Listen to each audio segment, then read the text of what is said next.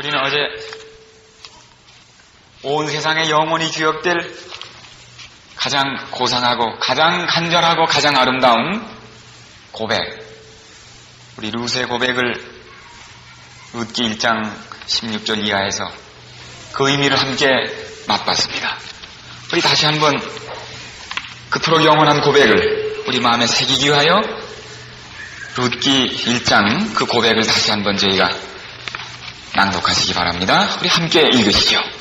한때는 한 가닥의 희망도 없는 한 과부의 탄식이요, 과부의 서약이었지만 이제는 영원한 희망과 행복을 약속하는 혼인의 약속이 된, 결혼의 신성한 약속이 되고 일생을 그리스도에게 바치며 영원히 하나님의 자녀가 되기로 다짐하는 침례 서약이 된 이 엄청난 고백, 우리 룻기서 1장 16절 이하 다시 한번 저희 목소리를 같이 하셔서 들어가시겠습니다.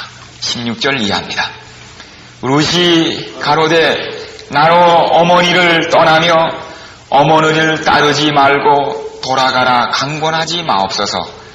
어머니께서 가시는 곳에 나도 가고 어머니께서 유숙하시는 곳에서 나도 유숙하겠나이다.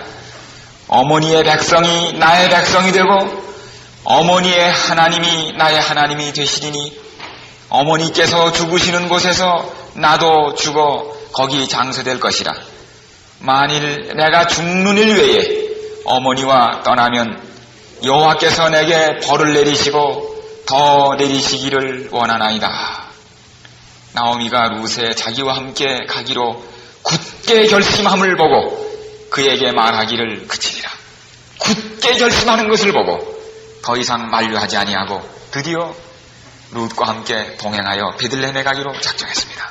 그날 그 넘실거리는 요단강, 그 물소리가 요란한데 퉁퉁 부은 눈으로 과부 시어머니의 가냘픈 허리를 빗겨안고 흐느끼듯 말한 이방 여인 과부 며느리의 이 애절했던 고백, 멀찌감치해서 의미를 모르는 뱃사공만이 뜻없이 지켜보고 그 요단강 여울치는 물소리에 삼켜져 버린 이 가냘픈 한 여인의 고백이 잊혀지지 않았습니다. 하나님께서 보고 계셨습니다. 온 하늘이 듣고 있었습니다. 듣는 이가 계셨고 보는 이가 계셨습니다.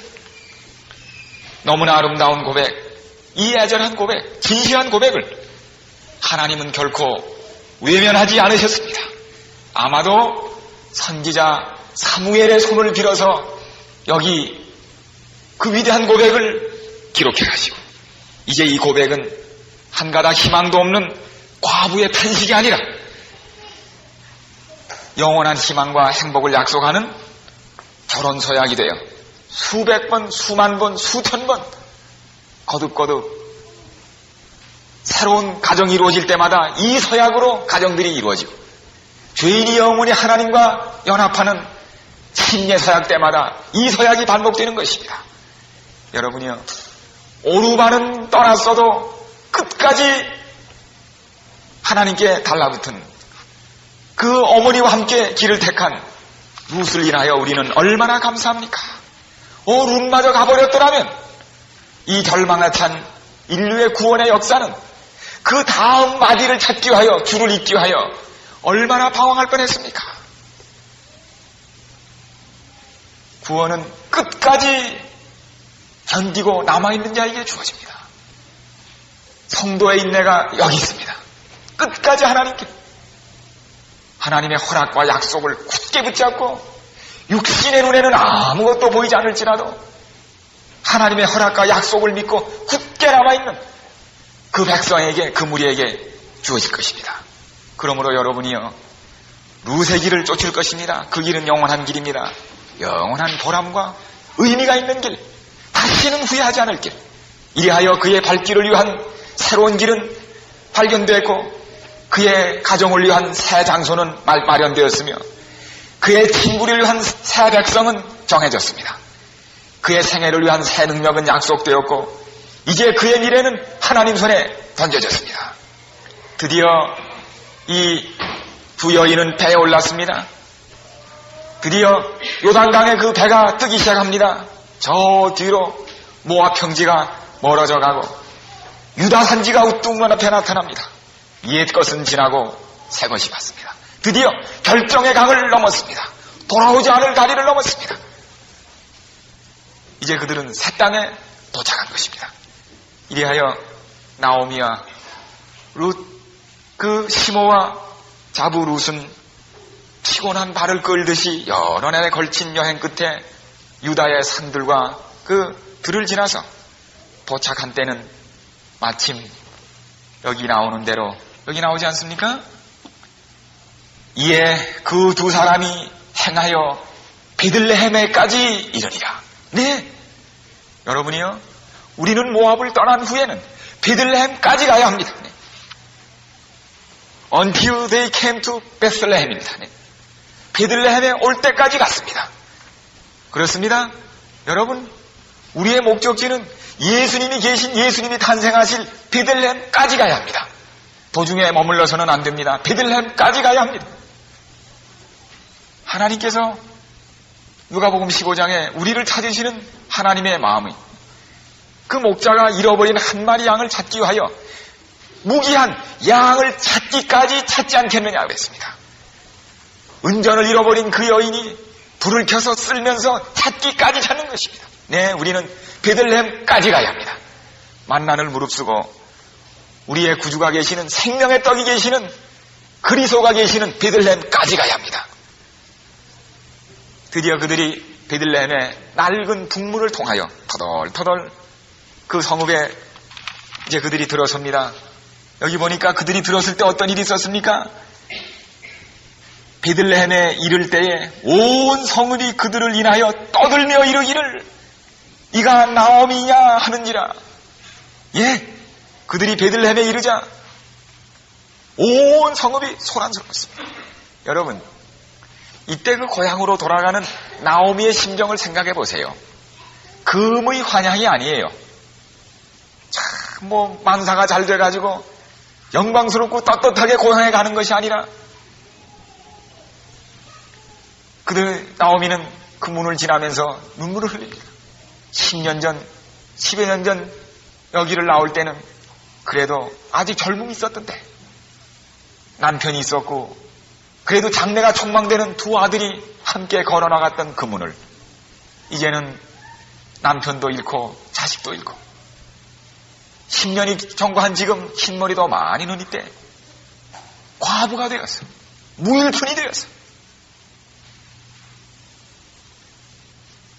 의지할 데 없는 이방 며느리 하나를 데리고 들어오는 과부 나오미의 심정을 생각해 보세요. 그들이 베들레헴에 돌아오자 베들레헴이 소동했어요. 떠들썩했습니다. 네, 베들레헴에 아기가 태어났을 때 베들레헴이 떠들썩했습니다. 예수 그리스도가 태어났을 때 베들레헴에 소동이 있었습니다. 그렇습니다. 여러분, 하나운 새로운 영혼이 돌아올 때 하늘에서는 회개할 것 없는 의인들을 인하여 기뻐하는 것 이상으로 온 하늘이 떠들썩합니다. 네, 여러분, 떠나갔던 영혼이, 하나님을 떠나갔던 영혼이 돌아올 때마다 베들레헴에는 떠들썩함이 있게 되는 것입니다. 교회는 새로운 영혼이 돌아올 때마다 떠들썩하는 하늘의 분위기가 있어져야 하는 것입니다. 탕자가 집으로 돌아갔을 때 그 집이 얼마나 떠들썩했습니까? 잔치를 베풀고 온 동네가 소란하는 모습을 우리는 봅니다. 그러한 분위기가 우리 교회의 분위기여야 합니다. 가난에 쪼달리고 빈 털터리가 된 여행으로 초췌해진 그들이 돌아옵니다. 아마 사람들이 이렇게 수군거릴 수 있었을 거예요. 아이고, 웰페어 케이스야, 웰페어. 네. 또 골치 아프게 됐구만. 아이고, 저런 사람 교회에 들어와야 도로가 해다 짐이지 뭐. 참 도로가 해 부담이 이런 사람들 들어와야. 네? 아이고, 우리 괜히 텍스 저런 사람 다에 쓰는 거야. 사실 베들레헴에 그런 사람 들어와야, 여러분, 네? 그 무일푼된 두 가부 들어와야 뭡니까? 웰페어라. 네. 그러나 베들레헴의 분위기는 그렇지 않습니다. 여러분, 교회는 아무것도 갚을 길 없는 죄인들이 환영받는 베들레헴이어야 합니다. 교회는 의지할 데 없는, 그 은혜를 갚을 길 없는 사람들이 찾는 곳이어야 합니다. 교회는 빈털터리가 환영받는 곳이어야 돼요. 심령이 가난한 사람이 환영받는 곳이어야 합니다. 사람들이 부둥켜 안고 옵니다. 그래, 남편은 어디 가셨어? 아들들은 어떻게 된 거예요? 아니, 이 젊은 세대는 누구요? 또 왜 안 묻겠습니까? 나오미가 옵니다. 아니, 이게 나오미요? 아니, 그렇게 멋쟁이였던 나오미요? 그렇게 도도했던 나오미가 이렇게 됐어? 이거 몰라보게 되지 않았어? 그 나오미가 한때 그래도 그 뛰어난 집안에 좋은 집에 태어나서 한때 거기서 그래도 참 사람들의 눈에 두드러졌던 그 여인이 그 10년 타향살이에 지치고 지쳐서 피곤한 모습, 초췌한 모습. 이때 나오미는 여기 얘기합니다. 이게 나오미요? 삼손이 눈을 뽑히고 맷돌을 갈 때, 한때는 여러분 가자의 성문을 떼서 어깨에 메고 산을 오르던 그 삼손이 눈이 뽑히고 맷돌을 갈 때 사람들이 뭐라고 그랬어요? Is this Samson? 이게 삼손이요? 사람들이 이게 나오미요? 어쩌다 이렇게 됐어?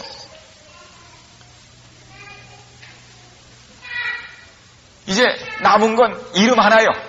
남편 잃고 자식 잃고 이 여인에게 남은 건 나오미라는 이름 하나요. 나오미는 얘기합니다. 여보시오, 나오미가 그들에게 이르되 나를 나오미라고 칭하지 말고 차라리 마라라고 불러주시오. 이 나오미라는 뜻이 뭐라고 그랬어요? 나의 기쁨. 그 부모가 날 때 귀한 딸이다, 나의 기쁨이라고 부르던 그 딸이었어요. 자식을 낳을 때마다 부모들은 그 딸이 얼마나 행복하기를 바랍니까? 여러분, 나 딸 길러보시는 분들, 그 딸에 대한 부모가 부디 행복하기를 바라는 마음이 얼마나 간절해요. 사실 행복하기를 바라는 그 애틋한 마음은 남자 자식보다도 누구예요? 딸에게도 있지 않습니까? 안 목사님. 그래요, 안 그래요? 네? 아들은 그래도 뭐 다 웬일인지 제 앞길에 했을 것 같은데 이 딸은 어쩐지 그래서 피곤할 수가 없어요. 이게 정말 행복해야 할 텐데. 그래서 그 딸의 행복을 빌든 그 부모의 소원이 담겼던 나오미, my darling, my pleasantness. 나오미는 요새 말하면 한국 이름으로 뭐라고 지으면 될까요? 나오미를 한국 이름으로 개명하면 희순이요. 기쁘리자 희순이. 아주 기쁘게 희순이. 나오미가 나는 희순이가 아니에요. 나를 괴로울 꽃자 쓰다는 꽃자 고순이라고 부르라. 고순이. 난 희순이가 아니고 고순이요. 난 고통스러운 사람이요. 난 나오미가 아니요. 이제는 하나밖에 남지 않은 자기 이름마저 버립니다. 여러분, 사람이 끝까지 붙잡고 있는 게 뭡니까? 이름입니다. 폐가 망신하고 그래도 이름 하나만은 붙잡고 있어요. 내가 이래도 과거에 아무개인데, 그리고서 참 무섭죠. 이거는 나이 많은 분들, 한때 했던 분들 뭐 쫓겨나고 다 이러도 이름 하나 가지고 못해요. 내가 이래도 당신 누구 아시오? 걔 나였어. 나오미는 이름마저 버립니다. 여러분, 야곱이 마지막 고향에 돌아올 때 형이 쫓아온다는 소식을 들으며 부인, 자식, 가축대를 다 앞서 보내고 천사와 마지막 씨름하던 그날 밤, 그 천사가 새벽녘에 내 이름이 뭐냐 그랬어요. 그랬더니 야곱입니다. 야곱이요, 20년간 자기 아버지한테 뭐라고 속였었어요? 자기를 야곱이라고 안 하고 뭐라고 그랬어요? 에서라고 속였거든. 복 받으려고. 이름 바꿔치겠어. 에서라는 이름을 아버지에게 댔습니다. 근데 진짜 에서가 오는 거라 저쪽에 지금. 진짜 에서가 지금 자기 이름을 뺏어가지고 살았던 복받아가지고 차에서 지금 도망오는 누구요? 가짜 에서를 치러 누가 와요? 진짜 에서가 오는 거야 저쪽에 성이 지금. 그럴 때 야곱이 회개하는 겁니다. 내가 에서가 아니요. 뭐예요? 제가 야곱이요 야곱. 진짜 고백하는 것이 진짜 이름이 에서가 아니요 야곱이요. 여러분이요, 우리가 참으로 야곱이 자기 이름을 댈 때 좋아, 이름을 새로 지어주마. 너는 야곱이 아니야. 이제부터는 뭐예요? 이스라엘이다. 이리하여 그에게 영원한 새 이름 이스라엘이 주어지는 것입니다. 여러분, 하나님 앞에서 진짜 이름을 내세요. 하나님께 우리가 진정한 의지할 데 없는 죄인인 것을 말씀하세요. 괜히 대단치 않은 이름 붙잡고 있지 마세요. 그거. 여러분의 이름이, 우리 사람 죽으면 이름마저도 임자가 없어져요. 허공에 흩어진 이름이요, 임자 없는 이름이 돼요. 그렇게 되기 전에 하나님께 이름을 바로 대세요. 그래야 영원한 임자가 있는 새 이름을 하나님이 주실 것입니다.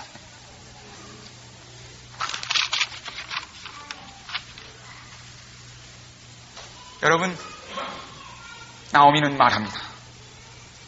여러분, 부디 나를 보고 한때 나오미였던 내가 하나님을 떠나서 잘 살아보겠다고 나갔던 내 인생을 보고 부디 나처럼 되지 마시오. 나오미는 부끄러움 없이 자기 인생을 다른 사람의 모본으로 내어놓는 것입니다. 하나님을 떠나 잘 살겠다는 사람 있거든 나를 보고 부디 그러지 마시오. 그거예요. 여기 그게 아닙니까? 여호와께서 나를 징벌하셨고 전능자가 나를 괴롭게 하셨거늘 너희가 어찌하여 나를 나오미라 부르느냐. 여러분, 그러므로 베드로는 회개한 다음에 자기의 경험을 다른 사람의 모본으로 내놨어요. 나처럼 되지 말라고. 여기에 진정한 회개가 있습니다. 진정한 고백이 여기에 나오는 것입니다. 내가 나갈 때는 가득하여 나갔더니 이제는 빈 채로 돌아온다고 얘기했습니다. 얘 나갈 때는 뻐기고 나갔어요. 김포공항에서 아주 넉넉한 이민자금 가지고 떠났었어요. 자기 중심 사상, 내 갈 길 내가 간다 이거예요. 하나님이고 뭐고 내 갈 길 내가 가는데 같이 하지 말라 이거예요. 뻐기고 나갔댔어요. 그러나 하나님을 떠나서 하나님 버리고 살아간 인생길이 고달퍼졌습니다. 그는 이제 상한 심령을 가지고 옵니다. 주께서 원하시는 것은 상한 심령이라. 주께서 상한 심령을 멸시하지 않으십니다. 심령이 가난한 자는 복이 있나니 천국이죠 이것이요. 드디어 그는 베들레헴으로 가난한 마음으로 돌아온 것입니다. 그런데 여기 보면 나오미가 모압 지방에서 그 자부 모압 여인 룻과 함께 돌아왔는데 그들이 보루의 추수 시작할 때에 베들레헴에 이르렀더라. 베들레헴에 언제 왔어요? 보리를 수확하기 시작하는 때 왔습니다. 여러분, 이게 무슨 철인 줄 아십니까? 예수님이 십자가에 언제 돌아가신 줄 아세요? 6월절 날 돌아가셨죠? 1월 14일 15일 무교절 안식일 지킨 다음에 1월 16일은 묘제절인데 그날부터 보리 추수를 했습니다. 나오미와 룻이 예수님이 십자가에 달린 그 계절에 돌아왔어요. 예수님이 십자가에 달려 돌아가시던 그때 전날 밤 제자들을 모아놓고 떡을 떼시며 너희가 이 떡을 먹으라, 이 빵을 먹으라. 너희에게 영생을 주는 나의 살이라고 말씀하셨던 그 떡이 만들어지던 그때 들어왔습니다. 여러분, 이게 그냥 보리떡이 아니에요. 무슨 떡이에요? 생명의 빵이 차려진 그때 들어온 것입니다. 그리고 드디어 이제 룻이 이삭을 줬다가 결혼을 합니다. 그 지주인 보아스를 만나서 결혼하는데 결혼을 언제 하는 줄 아세요? 거기 2장 끝절에 보면 놀라운 진리들이 나오죠. 2장 끝절에 보면은 이에 룻이 보아스의 소녀들에게 가까이 있어서 보리추수와 밀추수를 마치기까지 이삭을 주며 시모와 함께 거하니라. 언제까지 이삭을 줬다고 그랬어요? 밀추수가 끝날 때까지 했습니다. 약 2개월, 이 6월절 지난 무교절부터 50일 후에 뭐 옵니까? 50일 후에 오순절이 옵니다. 오순절. 오순절은 무슨 기간인가 하면 밀을 추수하는 때, 여러분 결혼식이 언제 있는가 하면 밀 추수할 때 결혼식이 있었어요. 자, 예수님이 십자가에 달려 돌아가신 다음에 어느 날 성령이 임했습니까? 오순절에 성령이 임하면서 이 땅에는 뭐가 세워졌어요? 교회가 세워졌습니다. 네, 예수님께서 돌아가심으로 이방인들이 새로 세운 하나님의 예수님의 교회에 몰려오고, 보아스인 유대인과 모압의 이방인을 대표하는 룻이 결혼함으로 유대인도 이방인도 하나님 안에서 한 교회가 이루어지는, 큰 가로 이루어지는 교회가 설립될 것을 상징으로 보여준 놀라운 진리가 여기 나오는 것입니다. 보리 추수할 때 들어왔던 이방인 룻이 밀 추수할 때 결혼합니다. 하나님의 백성이 되는 것입니다. 이 얘기가 무엇입니까? 에베소 2장 보세요.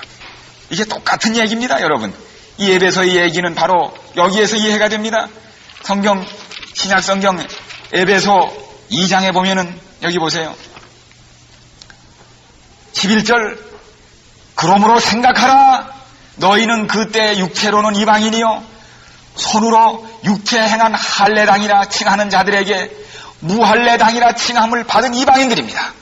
그때 너희는 그리스도 밖에 있었고 이스라엘 나라 밖의 사람이라.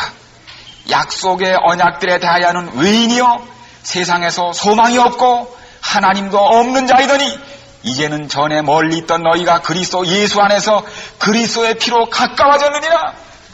전에는 우리가 이방인이요 하나님의 약속에 대하여는 상관없던 사람들이 그리스도 안에 들어옴으로 드디어 하나님의 그리스도의 큰 가족이 되는 일원이 된 이방인들의 운명이 룻을 통하여 나타난 것입니다. 얼마나 놀라운 사실입니까? 자, 이래하여 드디어 이 결단한 두 사람에 의하여 베들레헴에 도착된 이 시어머니와 자부, 그들은 이제 잠시 베들레헴이 소동한 다음에 조용해졌습니다. 다 자기 일로 자기 집으로 가버리고 이제는 애틋한 관심을 가져줄 사람은 그 넓은 동리에 두 사람밖에는 남지 않았습니다. 그러나 기억하십시오. 하나님을 위하여 결심한 사람을 위하여 하나님께서는 끝까지 그들의 운명을 책임지시기로 작정하시는 것입니다. 드디어 2장 1절 보십시오. 여기 보면은 이제 이와 같이 결심하고 하나님께 돌아온 사람들에게 하나님께서는 어떠한 길을 열어주십니까? 여기 룻기 2장 나오미의 남편 엘리멜렉의 친족 중에 유력한 자가 있으니 이름은 보아스더라. 모압 여인 룻이 나오미에게 이르되 나로 밭에 가게 하소서. 내가 네게 은혜를 입으면 그를 따라서 이삭을 줍겠나이다. 그런데 이들이 베들레헴에 도착하자마자 그들을 인도하시는 하나님의 손길이 나타나기 시작합니다.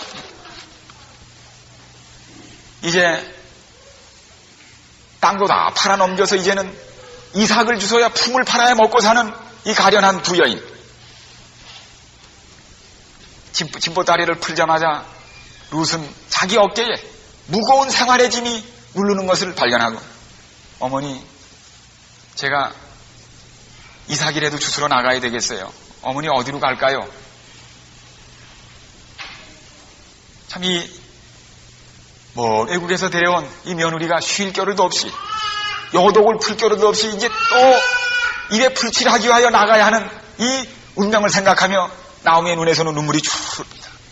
아가, 네가 그런 고된 일을 할 수 있겠니? 어머니 걱정하지 마세요.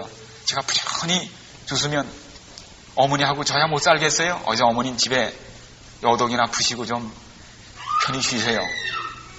이런 참 아기자기한 대화를 나누고 이 어머니의 허락을 받아서 나갑니다. 네.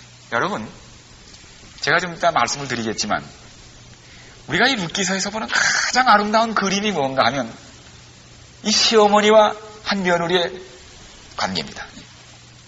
벌써 여기 나오지 않습니까? 말 한마디, 작은 일이라도 묻지 않아도 좋은 무리에도 어머니하고 의논하고 나갈 때 어머니 마음이 얼마나 기뻐요. 작은 일에부터 그 인간관계가 수립되기 시작합니다. 이제 지금 룻은 집을 나가서 시가지 성문을 빠져나가 그 들판에 무르익은 이미 추수가 시작된 들판을 바라다 봅니다. 여러 군데 추수를 하고 있어요. 사방에 밭들이 쭉 깔려 있습니다. 잠시 머뭇거립니다. 어디로 갈까? 오라는 데가 하나도 없어요. 어디 오라는 데가 없어. 그냥 발걸음 닿는 대로 가는 거예요. 쭉 둘러보다가 그래도 뭐 주스면 들고 오려고 허름한 망태기 하나 들고서 지금 자루 하나 들고서 이렇게 서서 오라는 데도 없는 참 다 낯선 땅입니다. 낯선 사람들입니다. 힐끗힐끗 추서라 가는 사람들이 쳐다보고 이상한 사람 왔다가 한 번씩 보고서는 그냥 지나가 버린 이 낯선 땅. 가만히 서서 바라보다가 웬일인지 저쪽 그쪽이 저쪽에 그 몇 사람들이 쭉 추수하는 그쪽으로 마음이 끌려요. 절로 갈까? 그래서는 글로 내려가기 시작합니다. 가서 이렇게 보니까 거기 좀 책임자로 보이는, 주인은 아니지만 책임자로 보이는 일꾼이 있는 곳에 갔어요. 가서 여보세요, 저 여기 전 최근에 일로 이사온 아무 룻인데요. 저 모압에서 온 룻인데 여기 이삭 좀 주셔도 되나요? 그랬어요. 그런데 이 감독한 사람이 보니까 늘 이삭 주는 사람이 많거든요. 가난한 사람은 그때 다 이삭 줘서 먹고 사는데 이번에 이삭 주스러 온 사람은 가만히 보니까 비록 그 차림이나 그것은 아주 초라하게 보이지만 다른 사람에게 보지 못하는 위엄과 풍기는 무엇이 있는 것을 발견하고 깊은 감명을 받습니다. 그래서 아주 정중한 태도와 음성으로 어서 그렇게 하라. 허락을 받은 이 여인은 곧 기체 없이 자루를 들고서 그 밭가루 내려가는 걸 바라보며 무심코 유심히 그 뒤를 바라봅니다. 여러분, 사람이 결정하면 하나님의 준비는 곧바로 이르게 되는 것입니다. 이때 여기 보면 영어에도 나오지만 룻이 happen to come이에요. 우연히 그 밭에 이르렀더라고 그랬어요. 그 많은 밭 중에 하필 누구의 밭이에요? 보아스라는 사람이 임자인 그 밭에 들어온 것이. 얼른 볼 때는 happening, 우연히 생긴 일 같지만 아닙니다.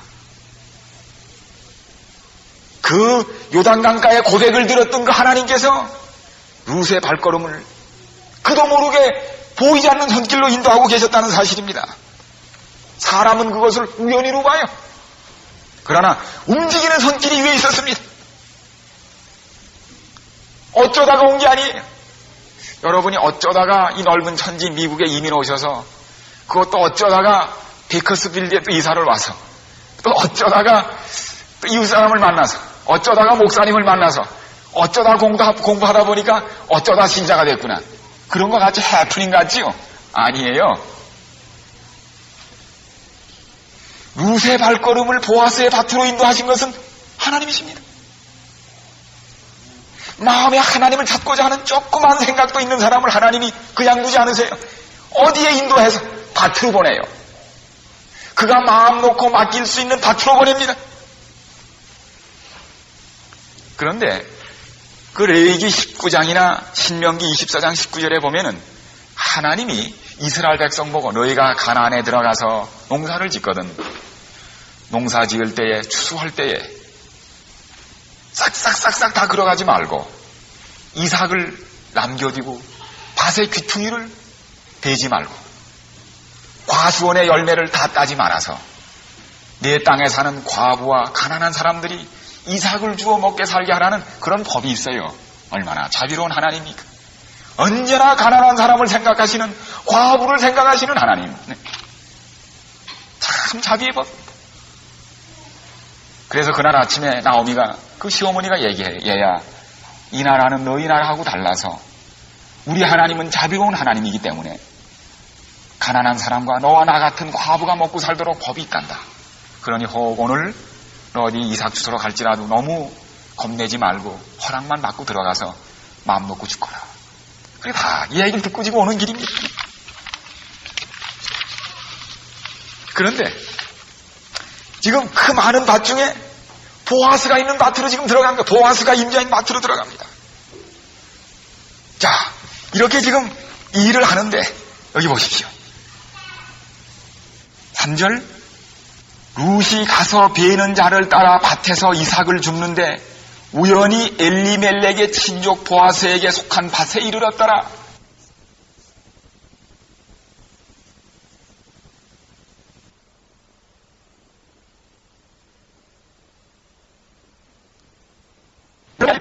마침 보아스가 빌레몬으로 와서 야, 지금 이삭을 줍는 데가 저기 있다고 할 것인데 저쪽 빌레몬으로 쫙 장면이 먼저 이것은 들어오는 사람이 이를 줘서 그 다음에 이 밭이 누군가? 보아스라는 사람이다. 이 보아스라는 이름이 임시 그의 힘이 그것이다. 유한한 사람이다. 힘이 있다. 근데 어디서 빌레 쪽에서 걸어나옵니다. 빌레 쪽이요. 여기요. 이제 아시게 되지만 이 보아스는 이 문제가 예수님과 같은 사람이 구주는 어디서 옵니까? 빌레에서 옵니다. 이 시키나고 소하는 무슨 사람이 나타났는데 빌레에서 들어오지. 오늘 무슨 사람이 이거니? 빌레의 이후에 여호와와 함께 니를 원하노라. 아 비비디오. 물론 비비디오. 하나님과 함께 하시라. 그러니 그분이 시키나고 소리를 말하고요. 여호와께서 그리 대답하되 여호와께서 당신에게 복주시기 원하노라. 아, 이거 만납니다. 이 보아스가 먼저 말해요. 물론 비비디오. 아 비비디오. 그러면 이름상까지 1,300년 뒤에 아기 태어났는데 그 아기 이름이 뭐였어요? 임마누엘입니다. 임마누엘의 뜻이 뭐예요? 하나님이 우리와 함께 계시다. 드디어 먹고 살기 위하여 밭에서 그 입에 풀칠하기 위하여 안타깝게 살아가는 룻에게 희망을 주는 위하여 하나님이 몸으로 오시는 것입니다. 베들레헴의 빵이 온 세상의 빵의 주인이신 빵 자신이신 하나님께서, 예수님께서 육신의 몸을 입고 베들레헴에 나타나신 모습이 여기 나오는 것입니다. 그런데 여러분, 이거 보세요. 이 사사시대가 얼마나 살벌합니까? 토막시체 사건이 일어나고 남자와 여자들이 밤에 거리를 다니지 못합니다. 무서운 도덕적으로 타락한 이때에 사람들이 저맷도로 살아가는 때에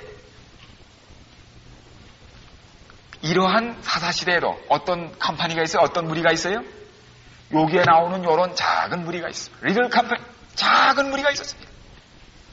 주인은 하나님의 임재를 소원하고 그 인사에 맞춰서 하나님의 축복을 비는 믿음으로 짜여진 사랑으로 연결된 작은 무리가 그 살벌한 사사시대의 한 구층에 있었다는 사실입니다. 이 보아스가 쭉 와서 자기 그 노동하는 이 추수하는 것을 바라보는데 쭉 보니까 저만큼 보니까 눈에 띄지 않던 한 여인이 보여요. 그러니까 얼른 보더니 계속 허리를 굽혀서 쉬지 않고 이삭을 주는 한 여인이 있어요. 그런데 참 이 밭에 이상한 일이 생겼어요.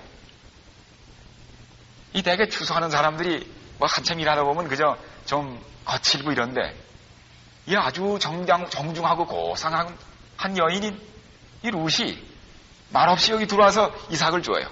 이삭을 이렇게 부지런히 줍는데 그 룻이 거기 들어온 다음부터 밭 분위기가 싹 달라져요. 여러분 아주 개굴스럽고 망나니 우리 남학생들도 여학생 앞에서는 그렇게 수줍고 점잖해진 적 없어요. 그렇죠? 이상해요. 네. 여러분 이 여자들이 분위기를 바꿔놔요. 이 분위기 바꾸는 데는 여자가 분위기를 좌우합니다. 가정의 분위기, 교회 분위기, 세상 분위기는 여자가 만들어요. 그래서 여자가 드라이해지면 세상이 드라이해져요. 네. 요새 왜 세상이 이렇게 드라이한 줄 아십니까? 여자들이 드라이해져 그래요. 네. 본래 이 남자와 여자를 생리적으로 분석해봐도요, 여자가 훨씬 물기가 많아요, 수분이. 남자는 뼈 무게가 많은 반면에 여자는 이 아주 부드러운 우리 근육 조직이 많고 물이 많아요. 여자가 물기가 많아요. 그래서 먼지가 일어날 때 여자들이 그 먼지를 가라앉히고 그 드라이한 분위기를 정중하게 하고 흐뭇하게 할 책임이 여자들에게 있습니다. 집에서 부인들이 그냥 신경질만 내고, 신경질 왜 내는 줄 아세요? 드라이해지면 신경질이 나요. 그냥 아이들 그냥 잔소리만 하면 그 집안에 먼지가 폭삭폭삭 나요. 이 정중한 무시 들어오자 얼마나 그 분위기가 달라지는지.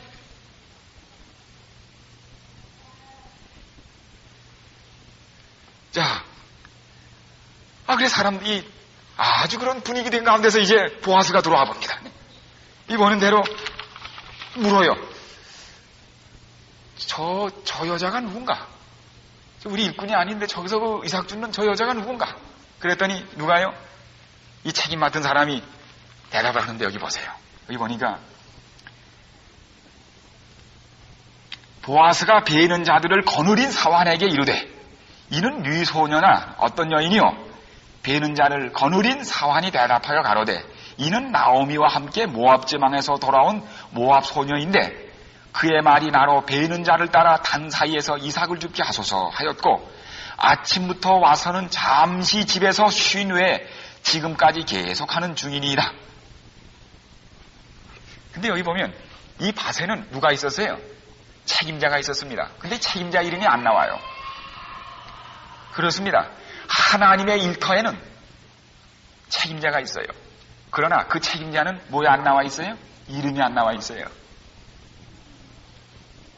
보아스의 이름밖에는 이름이 안 나와 있습니다.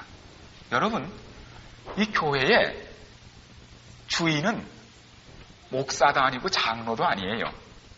보아스만이 주인이에요. 예수 그리스도만이 교회 주인입니다. 왜 요새 이렇게 교회 주인이 많습니까? 왜 이렇게 교회 어른들이 많아요? 이 밭에는 그 어른 이름이 안 나와요. 교회는 와서 이름 내는 데가 아니에요. 오늘날 이민교회의 큰 문제가 뭡니까? 이 이민사회 미국에 와서 벼로 이름 낼 데가 없어지자 전부 어디가 이름 내려고 그래요? 교회 좁은 교회 와서 이름을 내려고 그래가지고 문제가 많이 생겨요.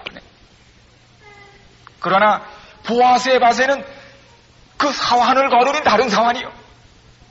교회는 다 종들이요. 목사도 종이고 장로도 종이고 집사도 종이고 보아스의 밭에서 일하는 종들이요. 이름 낼 게 없어요. 다 우리가 종들입니다. 장로가 목사 감독이 아니에요. 다 종들이에요. 여기 보면은 따라 들으라. 이삭을 주우러 다른 밭으로 가지 말며 여기서 떠나지 말고 나의 소녀들과 함께 있으라. 그들의 베는 밭을 보고 그들을 따르라. 내가 그 소년들에게 명하여 너를 건드리지 말라 하였느니라. 목이 마르거든 그릇에 가서 소년들의 기로운 것들을 마실지니라. 가서 루시 이 보아스가 어떻게 해요? 소녀여, 이 여인이여, 여기 와서 참 마음 놓고 이삭을 주시라.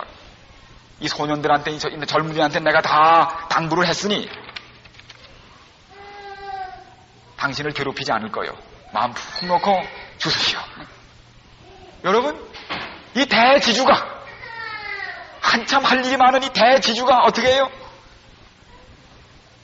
이 바쁜 추수철에 감독하기에 바쁜 때, 돈 벌기에 바쁜 때, 이 보잘것없는 무명의 한 여인이 와서 추수하는 그곳에 와서 신이 허리를 굽히고 이 위안의 말을 해주는 이 모습, 얼마나 자비하고 친절하신 우리 예수님의 모습을 여기서 보게 됩니까?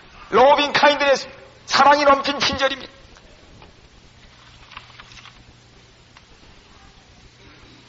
여러분, 예수님이 이 잃어버린 영혼이 돌아올 때 갖는 관심을 우리도 가져야 합니다.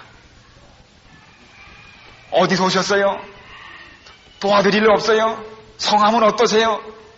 미국 오신 지가 얼마나 되셨어요? 다 그런 친절한 관심을 통하여 우리가 처음 온 사람들을 보아스에게 인도하고 하나님의 일터에서 가족을 만드는 일을 하게 되는 것입니다. 어디 지금 앞에 있는 분, 옆에 있는 분들하고 인사하고 앉아 계세요? 잘 아세요? 네. 자, 우리 오늘 아침에 인사 안 하고 앉아 계신 분 중에 모르니까 지금 우리 옆에 계신 분들에게 다 한번 전부 손이라도 잡고 좀 인사 좀 하세요. 네. 네. 우리 안녕하세요. 인사 좀 하세요. 네. 네. 우리 늘 교회에서 좀 그렇게 하세요. 네? 늘 교회 오셔가지고 네?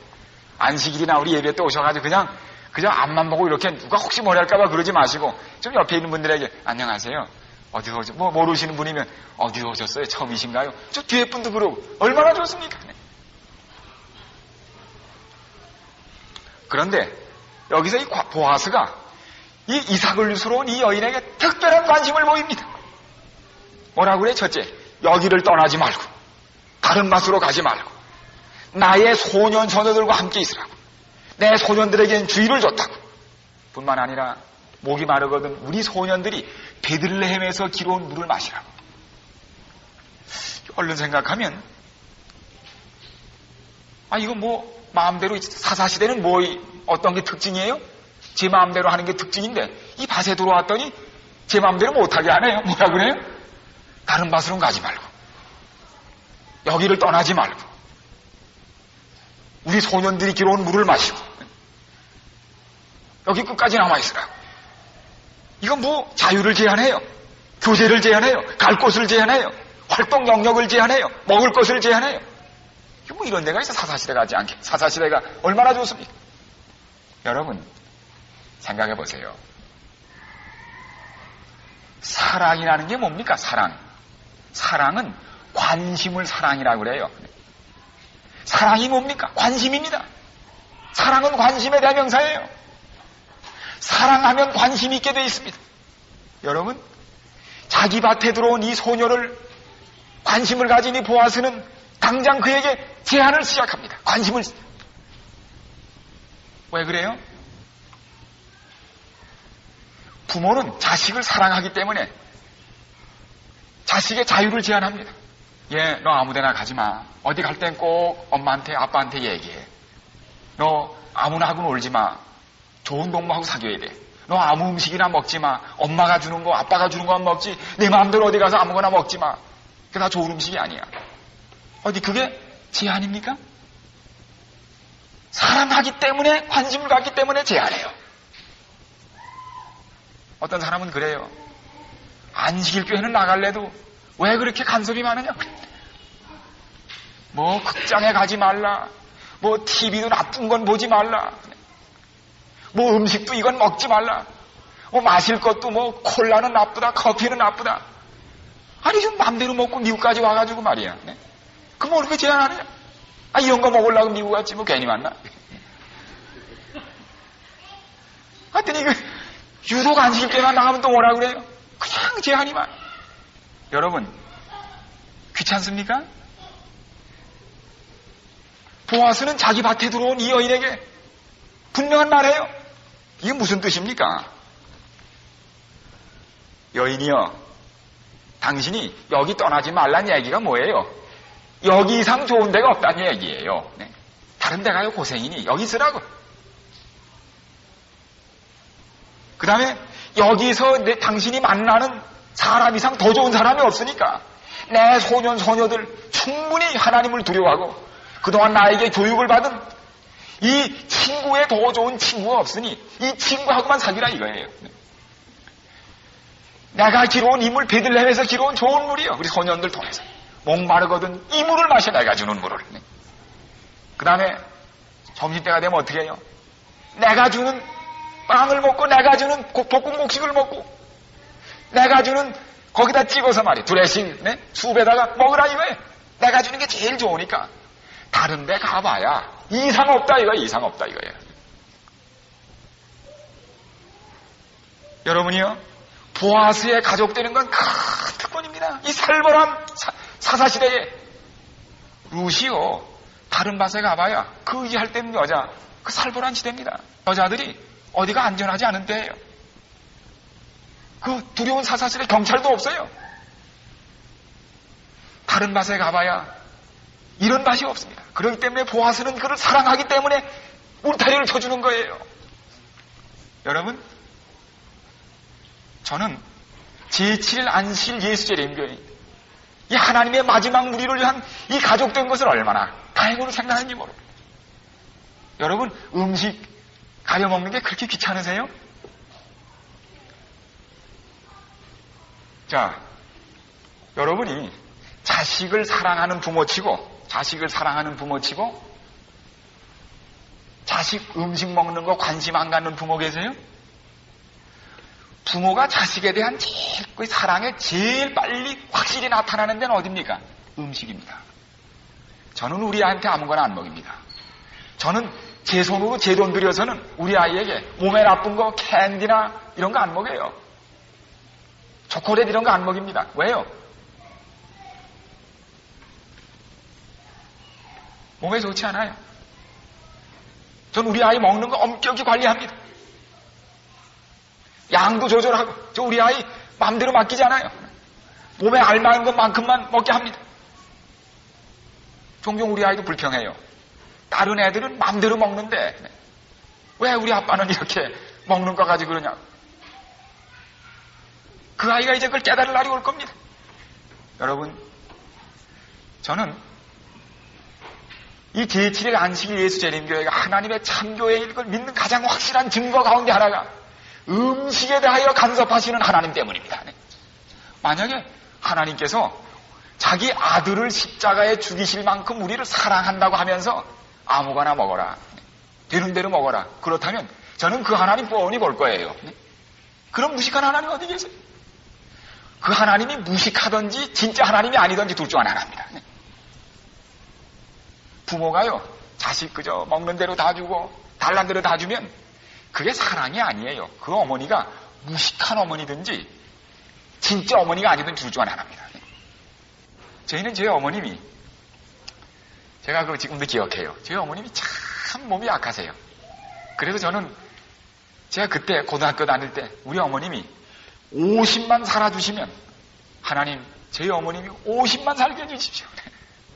제가 그래도 어떻게 고등학교는 졸업을 하고 돌아가셔야지. 그래서 얼마나 병환이 많으신지 아주 낳을 때부터 어머니는 약하세요. 천식 있으시지요, 당뇨 있으시지요, 혈압 높으지요, 또 이 신경통 관절 있으시지요. 못 고치는 병은 다 모인 거야. 그런 어머님이 지금 67연세가 67이신데 우리 교회 들어오셔서 교회가 시키시는 대로 몸에 좋지 않은 음식 다 빼고, 최근에는 그 혈압에 대하여 이 saltless, 무염식, 그 소금기 없는 음식을 잡수시는 가운데 최근에 하루 한 알씩 잡수던, 의사는 뭐 세레알 몇 알 먹으라고 처방했지만 한 알씩 잡수던 혈압약마다 딱 그쳐서 당뇨 싹 나시고 천식 멀리 가고, 현미밥 잡수시니까 신경통 관절 다 나시고, 이 무염식 하시니까 혈압마저 해서 요새 병 없으십니다. 아, 저는 감사해요. 이 참교회 하나님이 차리시는 이 보아스의 밭에서 우리가 식탁에 앉지 않았더라면 저희 어머님 벌써 돌아가셨어요. 저희 어머님 참으로 진리 때문에 여러 해를 사시며 지금도 계시는 건 하나님의 은혜입니다. 그래서요, 여러분, 전 그래요. 이런 밭에서 이 보아스의 사랑과 관심이 귀찮거든 딴 맛으로 가세요. 마음대로 마시고 마음대로 먹는 대로 가세요. 저는 보아스의 밭에 남아있겠어요. 보아스가 먹으라는 물 마시겠어요. 보아스가 주는 음식 먹겠어요. 여기에 안전이 있습니다. 여러분, 우리 자녀들 이 밭에서 일하게 하는 게 제일 좋습니다. 안전합니다.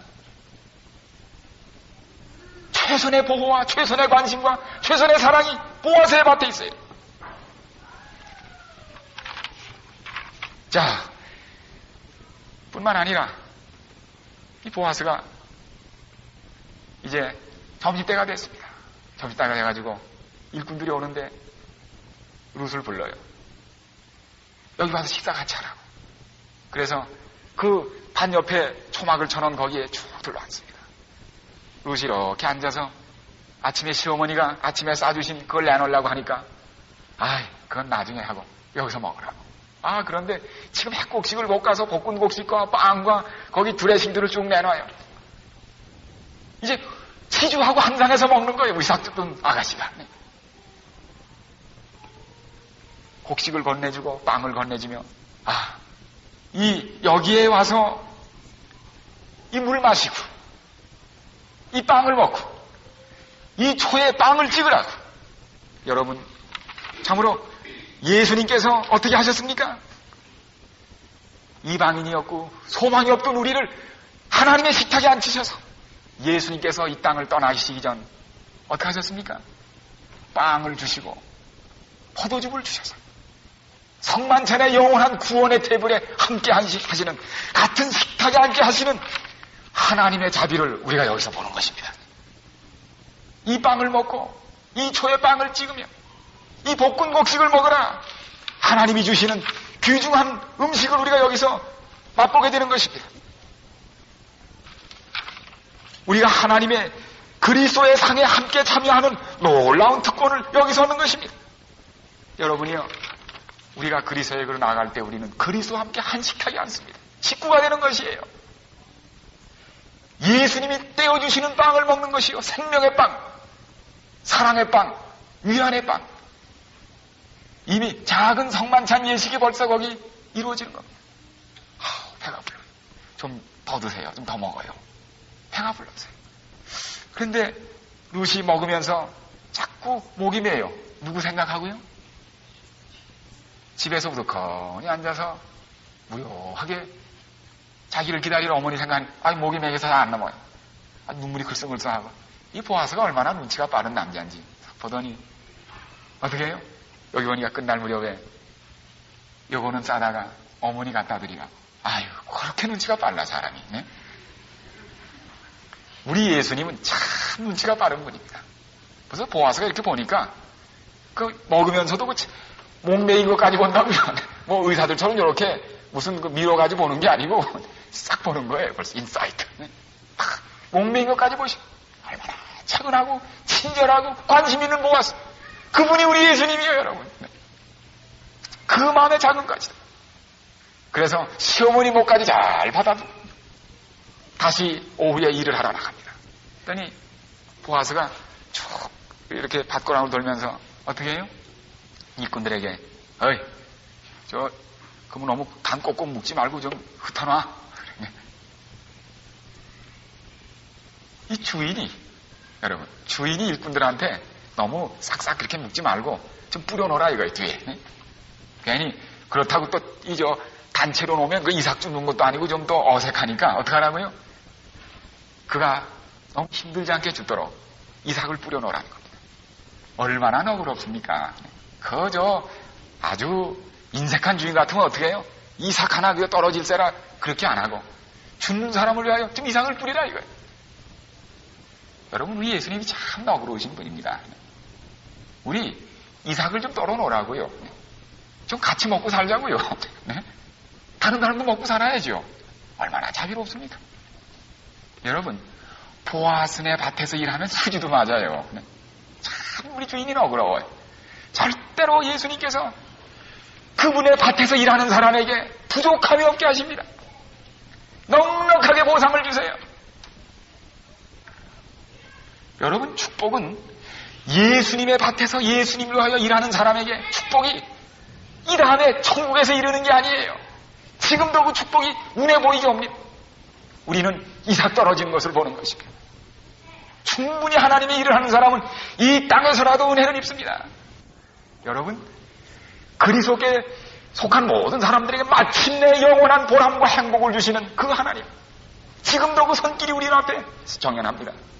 보아스의 밭에 들어온 모든 사람에게는 하나님께서 이제와 영원히 보상을 주시는 놀라운 하나님의 사랑이 이 보아스의 밭에서 일하는 모든 사람에게 주신 하나님의 은혜라는 것을 명심하십시오. 그리하여 드디어 마침내 여기 룻은 보아스의 밭에서 드디어 평화를 누립니다. 그는 기억합니다. 하나님, 내가 나의 나라 모압을 버리고 이 나라에 오기를 잘했습니다. 여기 평화가 있습니다. 여기 행복이 있습니다. 여기 분명히 말합니다. 여기 보세요. 제가 한두 구절만 읽고 2장을 마치고 오늘 시간을 끝내겠습니다. 룻이 땅에 엎드려 절하며 그에게 이르되 나는 이방 여인이오늘 당신이 어찌하여 내게 은혜를 베푸시며 나를 돌아보시나이까. 선생님 같은 분이 아무것도 아닌 이방 여자 보잘것없는 제에게 어쩌면 이렇게 놀라운 관심과 사랑을 베푸십니까?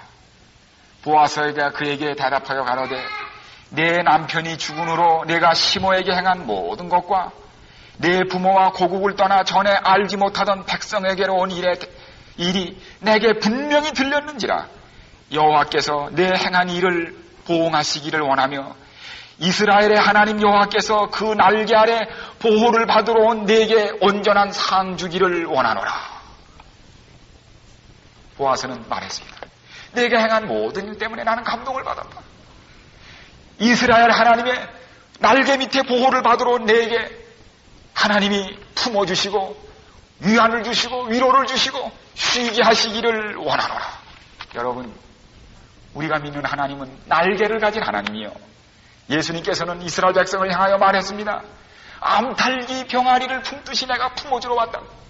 네, 주 날개 밑 그곳에 평화가 있습니다. 이 세상이 아무리 혼란하고 복잡해도 살벌해도 우리 주님의 날개 밑, 자기에게 숨으러 오는 많은 사람을 품어주시는 주 날개 밑, 우리를 품어주시는 그 날개 밑에는 안녕이 있고 평화가 있고 기쁨이 있고 먹을 것이 있고 마실 물이 있습니다. 베들레헴에서 기러온 물이 있습니다. 베들레헴에 빵이 있습니다. 하나님의 보호와 자비가 있습니다. 이 얼마나 우리의 확실히 쉴 만한 평화며 안전입니까? 이제 저녁이 됐습니다. 온종일 부지런히 일한 후에 지금 룻은 그날 일한 것을 부지런히 가지고 시어머니가 기다릴 집으로 돌아갑니다. 여기 자부가 돌아오자마자 저녁밥을 다 해놓고 기다리던 시어머니가 얼른 나가서 그 이삭 주온 걸 받아들이며, 아니 얘야, 이렇게 무거우냐? 이렇게 많이 가져오니? 어머니, 너 어디서 일했길래 이게 이삭 준 게 이렇게 많냐? 뒤에 보니까 얼마나 그랬어요? 여기 보니까 대수까지 나와요. 뒤에 보니까 얼마가 됐어요? 한 에바라고 했습니다. 한 에바라. 이 한 에바는 얼마인가 하면 한 에바가 10호멜인데 한 호멜은 하루 사람의 하루 양식입니다. 그러니까 한 사람이 10일 먹을 양식을 하루 이삭에서 가져온 것입니다. 그렇습니다, 여러분.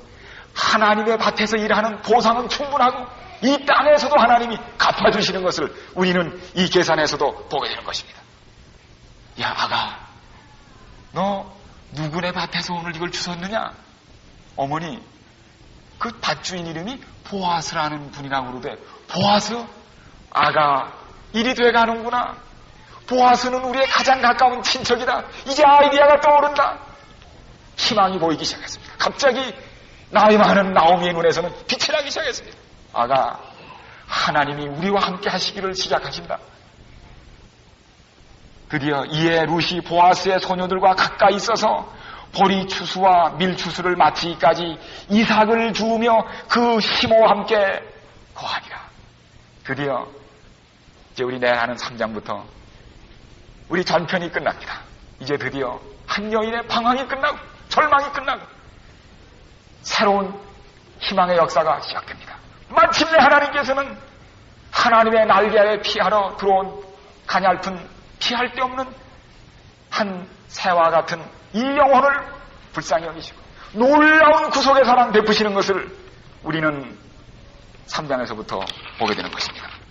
그러므로 사랑하는 여러분이요, 하나님께서 하나님 앞에서 피하러 온 룻에게 보였던 말할 수 없는 사랑과 관심, 이 세상에 시달리고 이 모압살이에 시달려 주님께 오는 모든 우리에게 주인들에게 베푸시는 분명히 드러난 사랑인 것을 기억할 때 주 날개 밑, 거기만 안전이 있고 평화가 있는 주의 날개 밑에 우리 다시 한번 피하고 이 세상이 줄 수 없는 평화와 안식을 그 안에서 찾도록 놀라운 은혜를 이 말씀 안에서 누리시게 되기를 간절히 바랍니다. 우리 마지막 기도를 위하여 다 같이 머리를 숙이시고 우리 시간을 마치겠습니다. 사랑하는 여러분들이여, 하나님께서는 베들레헴을 결심하고 찾아온 룻을 그 어머니와 함께 버리지 아니하시고 드디어 구원의 손길이 뻗기 시작합니다. 처음에는 인간이 이해하지 못하게 작은 손길로 나타나지만 이제 우리는 점점 그를 향한 하나님의 엄청난 그 일말을 보게 되는 것입니다. 여러분, 하나님께서 여러분을 부르사 당신의 자녀가 되게 하실 때 여러분이 우연인 것 같이 생각되었지만은 이 진리를 발견하고 보아스의 밭에 들어온 여러분들이 이제부터 하나님께서 여러분을 위하여 무슨 일을 이루실지는 여러분이 아직 모릅니다. 기다려보세요. 놀라운 기쁨과 영원한 평화와 행복과 생명이 베들레헴의 신사요, 베들레헴의 젠틀맨이신 예수 그리스도로부터 주어질 것입니다.